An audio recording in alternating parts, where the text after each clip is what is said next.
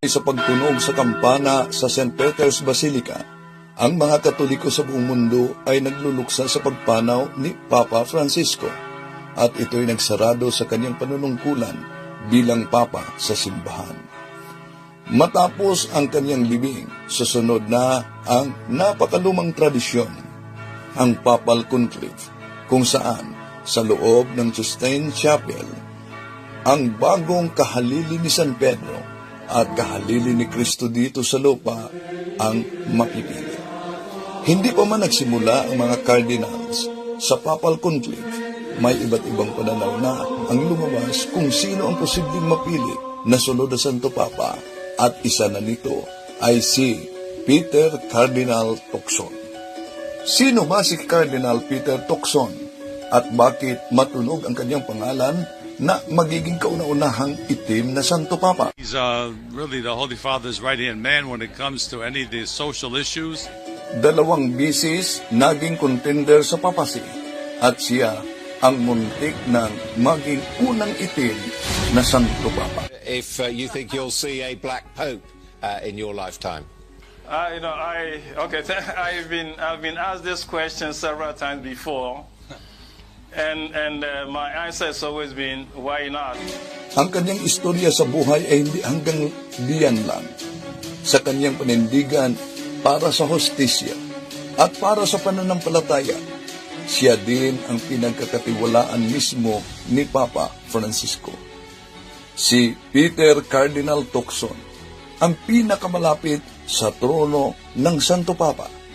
Samahan ninyo ako kung bakit si Cardinal Turkson ang posibleng kauna-unahang itim na Santo Papa. Kilalanin natin si Cardinal Peter Turkson, mga kapatid. Kasi unalingan, pag palaging inulit-ulit ay magmukha talagang katuhanan para sa ating mga kapatid na kulang ang kaalaman. Ang pagkadaya ay maranasan sa iba't ibang paraan.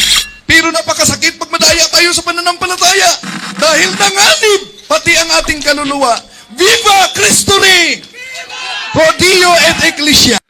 Kumusta? Ipanalangin natin ang kaluluwa ni Pope Francis at ang Papal Conclave na sana makapili talaga karapat-dapat na magiging Vicar of Christ at Servant of all servants.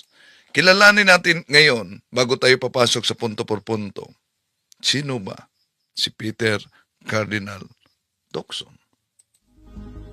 The early life and priesthood of Cardinal Peter Turkson. Before we even answer why Cardinal Peter Turkson will be the first black pope ever, we have to get acquainted with his life from the very beginning. To truly understand what makes him stand out, you have to delve into the story of his roots, his journey through the priesthood, and the values that shaped him into the remarkable leader he is today. Peter Codwo Apia Turkson was born on October 11, 1948 in Wasan, Suda, a modest mining town nestled in the western region of Ghana. Growing up in a household with 9 siblings, Peter's life was anything but privileged. His father, a carpenter, and his mother, a Methodist who sold vegetables in the local market, worked tirelessly to provide for their large family.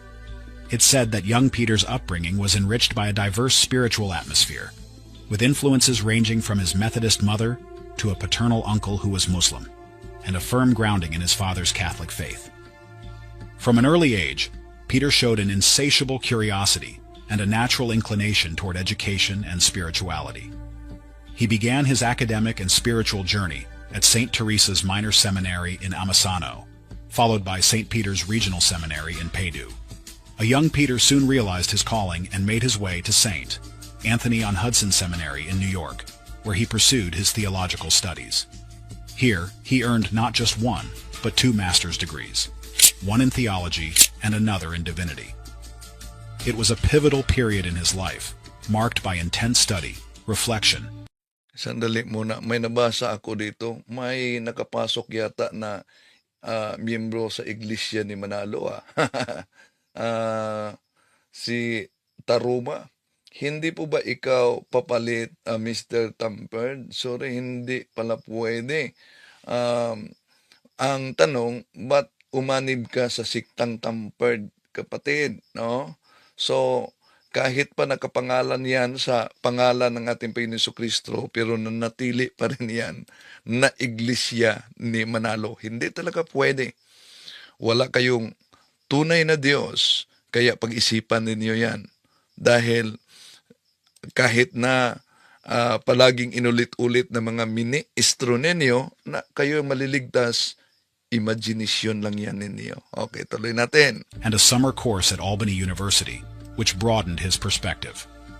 On July 20, 1975, a moment of profound significance arrived when Archbishop John Amissa ordained him as a priest.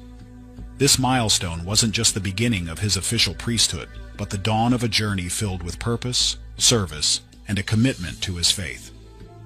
Peter Turkson's career in the church didn't stop at ordination. He quickly transitioned into academia, teaching at the minor seminary at St. Teresa's, where he began to mentor and inspire future priests. His passion for learning took him to Rome's prestigious Pontifical Biblical Institute, where he earned a licentiate in sacred scripture.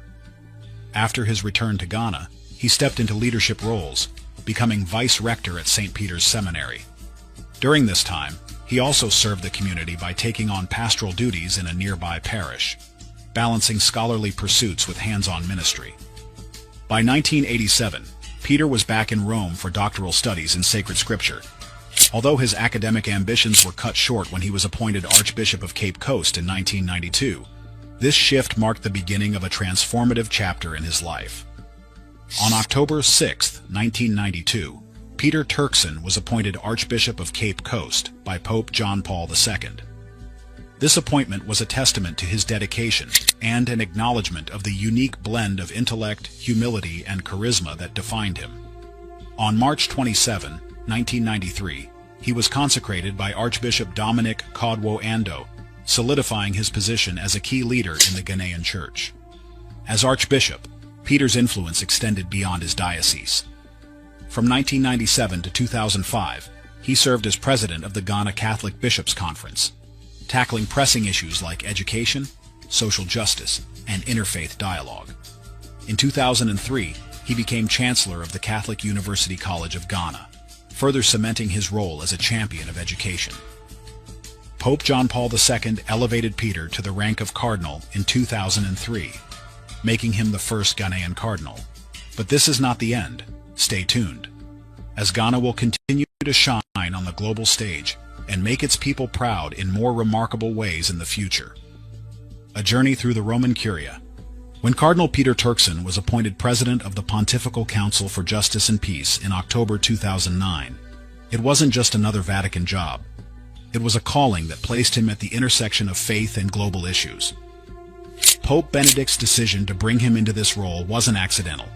Peter's reputation as a man deeply rooted in justice and compassion made him a natural fit for addressing the Church's social teachings on human rights, economic fairness, and peace. But this wasn't Peter's only hat. Over the years, he became a member of several influential Vatican bodies, including the Congregation for the Doctrine of the Faith, the Congregation for Catholic Education, and the Pontifical Council for Promoting Christian Unity. From these vantage points, Peter was a force for innovation. In one of his more memorable moves, Peter made headlines in 2011 when he called for a global public authority and a central world bank. Bold, right? The proposal wasn't about bureaucracy for bureaucracy's sake. It was about ensuring financial systems served humanity instead of exploiting it. Peter condemned the idolatry of the market and collective greed, reminding everyone that economics isn't just numbers, it's about ethics, solidarity, and human dignity. And while his ideas weren't universally applauded, they sparked essential conversations about reforming the global economy. Peter's talents weren't confined to policy papers and Vatican halls. In 2011, during the civil conflict in Ivory Coast, Pope Benedict XVI sent him as a mediator to find a peaceful resolution. The situation was tense, with atrocities committed on both sides. Yet, Peter's mission highlighted his diplomatic skills. So, di basta-basta ang kanyang misyon dito, no? Nang ipinadala siya ni Pope Benedict XVI sa kaguluhan na yan. His ability to approach even the most volatile situations with humility and hope. Again, in 2016, Pope Francis called on Peter for another critical mission, this time to South Sudan. As the Pope's special envoy, Peter traveled to Juba with a simple yet profound goal: peace. Carrying letters from Francis to both President Salva Kiir and Vice President Riek Machar, historic enemies from rival ethnic groups, Peter worked to foster dialogue and trust. It wasn't easy, but his presence was a reminder of the Church's commitment to peace in the face of violence. By 2016, Pope Francis recognized the need to streamline and modernize the Vatican's approach to social issues. Enter the Dicastery for Promoting Integral Human Development, with Cardinal Peter at the helm as its first prefect. The Dicastery was a bold experiment, combining several Vatican offices to tackle issues like migration, human rights, and environmental protection under one umbrella. Peter's leadership brought focus and energy to the initiative, which aligned perfectly with Pope Francis's vision in Laudato Si for a church deeply engaged with the world's challenges. Peter's tenure wasn't without its challenges. Overseeing such a wide-ranging office meant dealing with conflicts, criticism, and an ever-growing workload. Yet through it all, Peter's steady hand and ability to listen set him apart. When his 5-year term ended in December 2021, Pope Francis appointed Cardinal Michael Czerny as his temporary successor, but Peter's contributions left an enduring legacy. Twice a papal contender. If you think Peter's career is impressive so far, wait until you hear this. He's been a serious contender for the papacy not once but twice. So, dalawang busy siya naging contender sa papasi. 2005, when Pope John Paul II passed away, Peter was among the cardinal electors in the conclave that ultimately chose Pope Benedict XVI. While he wasn't a frontrunner then, his presence signaled the growing recognition of Africa's importance in the global church. By 2013, when Pope Benedict XVI resigned, and Peter's name started circulating again, but this time more seriously. His progressive vision, global outlook, and deep connection to the Church's teachings made him a compelling candidate. Though the conclave ultimately elected Pope Francis, Peter's inclusion in the Papabile, those considered strong candidates for the papacy, was no small feat. It was a clear acknowledgement of his growing influence and the possibility of a non-European pope. Why Cardinal Turkson came so close to becoming pope in 2013? You must be wondering now, how did Cardinal Peter Turkson, a soft-spoken yet charismatic leader from Ghana, end up as one of the most talked-about candidates for the papacy in 2013? It's no small feat to be mentioned in the same breath as the papal crown, and Peter's name didn't appear on that list by chance. His rise to prominence within the Church was fueled by a unique combination of qualifications, charisma, and a deeply rooted connection to the contemporary issues facing the global Catholic community. At daming mga languages pala itong natutunan si Peter Cardinal Turkson. But why didn't he make it all the way? And does that mean the door is closed for him? Let's unpack this intriguing chapter of his story. Peter's candidacy during the 2013 conclave wasn't a fluke. It was the culmination of decades of dedicated service, intellectual rigor, and his ability to connect with people across cultures. First and foremost, his education and spiritual foundation gave him an edge. With degrees in theology and sacred scripture from some of the most prestigious Catholic institutions, including the Pontifical Biblical Commission in Rome, Peter was regarded as one of the intellectual heavyweights of the Church. Yet he wasn't just an academic locked in a library. He had years of pastoral experience under his belt. As the Archbishop of Cape Coast, he was someone deeply attuned to the needs of his people. When Pope Benedict XVI appointed him president of the Pontifical Council for Justice and Peace in 2009, Peter's profile skyrocketed. He became the Vatican's voice on critical global issues like economic ethics, social justice, and environmental protection.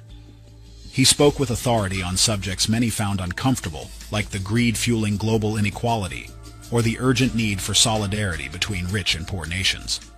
His moral clarity and ability to frame these discussions within the teachings of the Church made him not just respected, but admired. Then there was his charisma.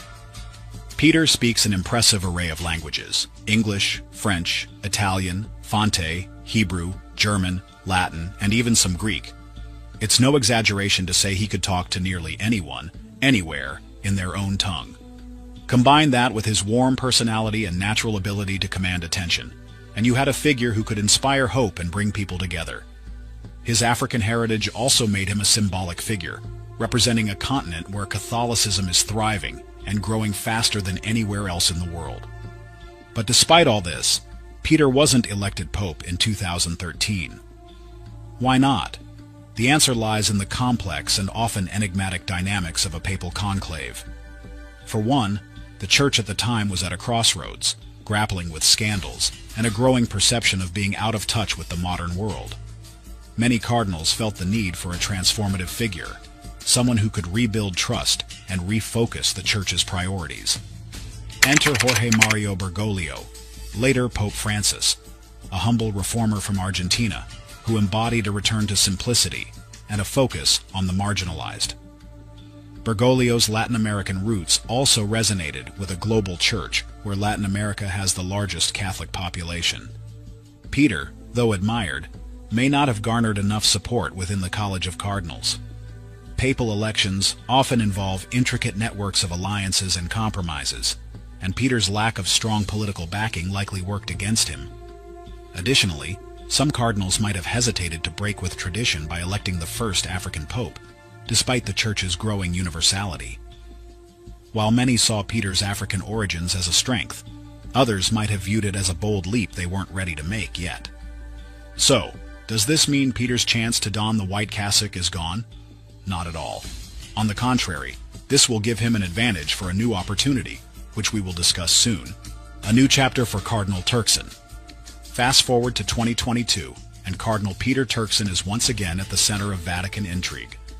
Pope Francis made headlines by appointing him as the new Chancellor of the Pontifical Academy of Sciences and the Pontifical Academy of Social Sciences. This wasn't just another routine reshuffling of Vatican responsibilities. It was a move that left many observers speculating. Is Pope Francis subtly endorsing Peter as a future pope? As we already mentioned, Cardinal Turkson, a towering figure in the Catholic Church, has always been admired for his intellect, diplomacy, and unwavering commitment to the Church's mission in a complex world. His new role as Chancellor is no small honor. It places him at the helm of two prestigious institutions that aim to bridge faith and reason, providing the Church with scientific and social insights to navigate the challenges of modernity. But let's rewind a bit. Peter's previous position as prefect of the Dicastery for Promoting Integral Human Development ended in December 2021. His tenure was marked by significant contributions, but also some turbulence, including a Vatican-ordered inspection of the Dicastery. The inspection, led by Cardinal Blas Kupik, prompted personnel changes and eventually Peter's resignation. When he stepped down, the Vatican faced a glaring reality. For the first time since 1977, there were no African leaders among the heads of its dicasteries. The lack of African representation caused ripples. Critics questioned whether this reflected a broader issue of inclusion within the Church's highest echelons. Enter Pope Francis, with his knack for shaking things up. By giving Peter a new and highly visible role, the Pope sent a message. Peter's contributions are far from over. As the new Chancellor of the Pontifical Academy of Sciences and the Pontifical Academy of Social Sciences, Peter now oversees institutions with rich histories. The Pontifical Academy of Sciences dates back to 1603, boasting luminaries like Galileo Galilei among its early members. Meanwhile, the Pontifical Academy of Social Sciences, founded in 1994 by Pope John Paul II, focuses on crucial issues like economics, sociology, law, and political science.